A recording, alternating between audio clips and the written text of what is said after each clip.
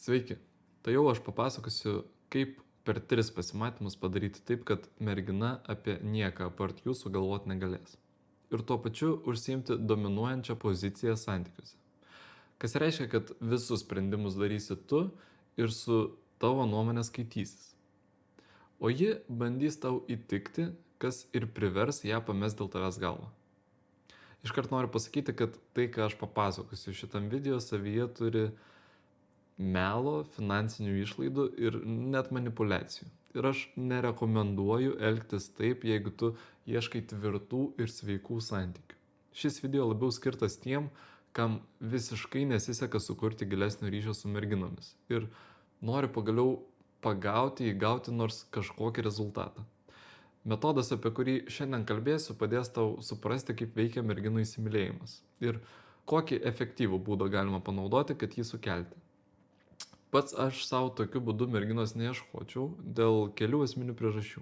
Vis tiek pradėkim. Pirmi 2 susitikimai. Pažintis jau įvyko, tarp jūsų yra šiokia tokia abipusė simpatija. Kaip mes turim elgtis per pirmus 2 pasimatymus? Neutraliai. Mes spindim pozityvų, palaikom gerą nuotaiką, kaip džentelmenai galim kažkur atidaryti dureles, kažkur parodyti rūpestį, nupirkti kavos ir panašiai. Tikslo kažkaip ją suvilioti šiame etape pas mus nėra. Nebent ji pati inicijuos kažkokį suartėjimą. Tada mes galim atsakyti jai tuo pačiu. Kaip suprast, ar mergina nori suartėti? Pavyzdžiui, aš papasakosiu, kaip pats esu daręs. Tai gana paprasta. Per pirmą susitikimą aš merginos paklausdavau. Klausyk, o tu gal iš rankos moki burt? Ji tokia, iš rankos? Ne. O aš moku. Sveika atvykus. Ir kada tas fizinis kontaktas nutinka, aš jaučiu tą traukos ryšį. Kai aš kalbėti jau kaip ir baigiau, kai apsimetinėjau, kad kažką ten būriu.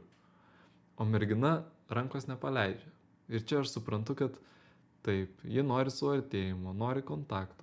Toliau nupieškit jai gražią vizualizaciją, perspektyvą. Pavyzdžiui, pasakykit jai, kad turit nusipirkę 2 bilietus į kelionę.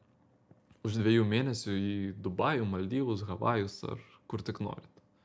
Bet jūsų geriausias draugas niekaip negali skristi kartu. Grąžinti bilietų jūs nenorit, o skristi vienam kažkaip irgi nesmagu.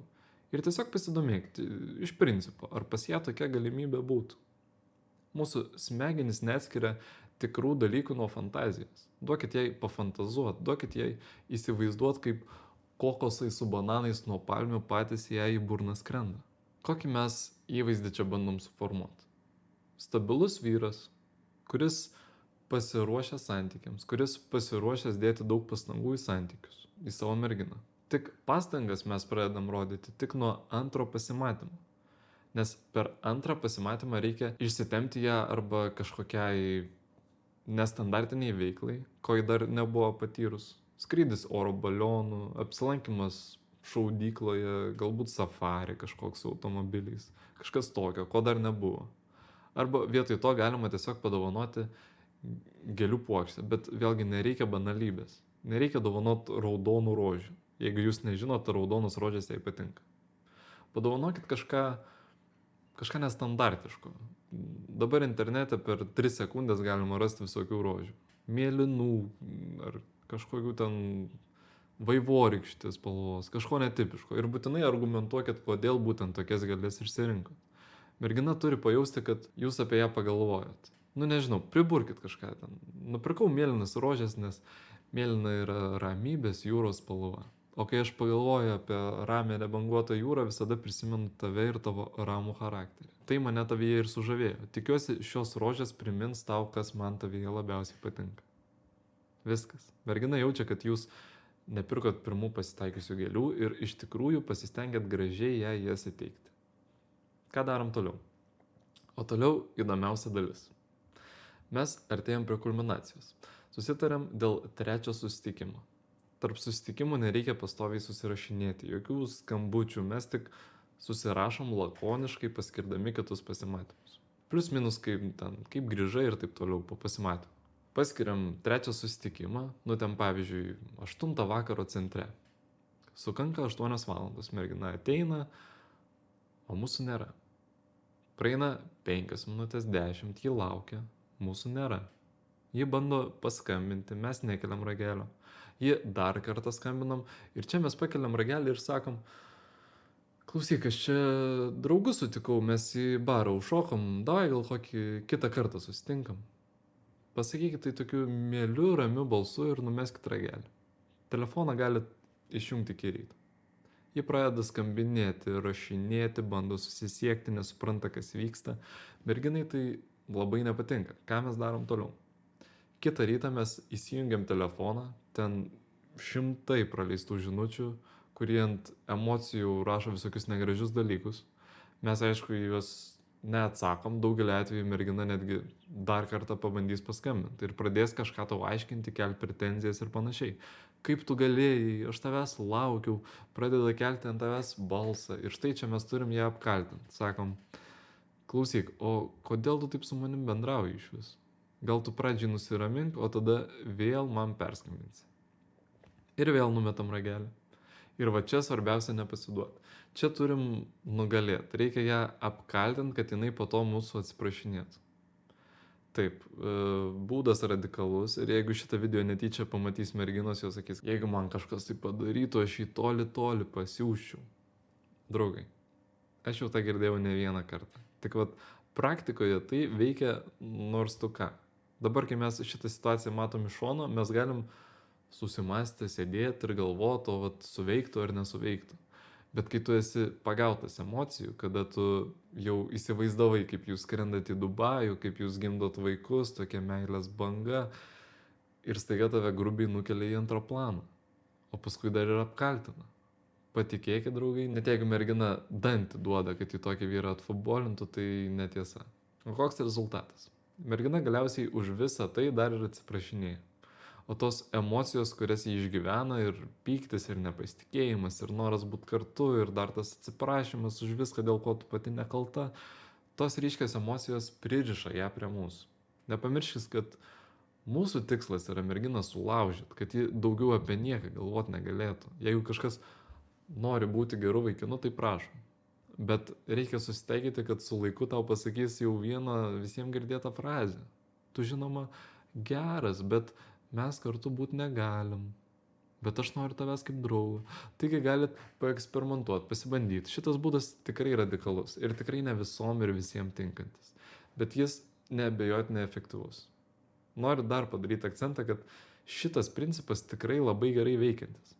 Jį galima daugelį momentų naudoti, kada mes kažką duodam, o po to paimam ir viską sugriaunam. Mes iš pradžių žmogų turim pripratinti prie gero, o tada visą tai užraukti. O dabar kreipiuosi į tuos žiūrovus, kurie jau turi kažkokios gyvenimiškos patirties ir negatyvios irgi. Ir jie jau supranta, kad jo, pilnai vykdyti visų moters užgaidų, negalima, ne variantas. Kad reikia to vyriško griežtumo, principų, kad moteris gerbtų ir mylėtų, kur aš labai dažnai pastebiu vyrų klaidas. Baimė parodyti savo paties susidomėjimą ir emocijas. Vyras laiko viską savyje, bando neparodyti ir tikisi būti efektyvus. Draugai, tai irgi nėra optimalu, nereikia kažkokių kraštutinybių. Čia gaunasi, kad viena grupė vyrų pilnai atsiduoda moteriai, visokios dovanos, nuo savęs paskutinės kelnes nusiims, kad tik jai kažką padovanot. Kuom tai pasibaigs, visiems aišku. O kita stovykla vyrų, kurie bando nieko nedaryti, kad tik neparodyti jokio susidomėjimo, kad tik ji nepamatytų mano emocijų. Tai irgi neveikia. Čia reikia to aukso viduriuko. Mes galim ir turim merginai padaryti kažką malonaus. Bet niekada nereikia iš kailio nergtis ar aukoti savo komfortą, principus, kad ją įtikti ar kažkaip rodyti savo priklausomybę nuo jos. Ypač per konfliktinės situacijas. Va šito negali būti absoliučiai niekada. Dažnai iš vyrų galima išgirsti tokią mintį, kad mano moteris yra tokia ypatinga, tokia charakteringa ir ant jos visi šitie fintai nesuveiks. Ji tiesiog mane pasiūs, suprask. Būtent toks mąstymas ir yra priežastis, dėl ko jūs atsidarėt santykiuose silpnose pozicijose ir jūsų žodis ten nieko nereiškia. Galiausiai jūs tiesiog paliks ir viskas užsibaigs fiasko, kaip visada. Visas principas lygiai toks pat. Ir ta pana tik ir laukia, kada jau atsiras vyras, kuris paims ir pastatys ją į savo vietą. Taip, ji gal kiek kietesnio charakterio, bet principas išlieka toks pat. Visos gražios merginos sako, kad visi vyrai bando jas nustebinti. Kai tik ji užfiksavo, kad tu nusivedi ją į kažkokį brangesnį restoraną, viskas. Jos interesas pradeda kristi žemyn. Taip, šiame video aš papasakojau panašų bandymą merginai įtikti. Tik po viso to mes iš įsibėgėjimo spiriam ją į užpakalį, kad jie atsičiūchintų ir jos hormonai suveiktų mums į naudą. Taip pat noriu pabrėžti, kad jeigu mergina kitą dieną nepaskambina, o lieka tik negatyvios žinutės skirtos tau, nereikia pirmam su ją eiti kontaktą. Nereikia bandyti suartėti, ji tiesiog laukia tavo reakcijos, tikisi, kad tu dabar jos atsiprašinėsi. Tai reiškia, mes tiesiog esame laukimo fazėje. Draugai, ačiū visiems, kas pažiūrėjot ir lauksiu komentaruose dar temų, kurioms norėtumėt atskiro video.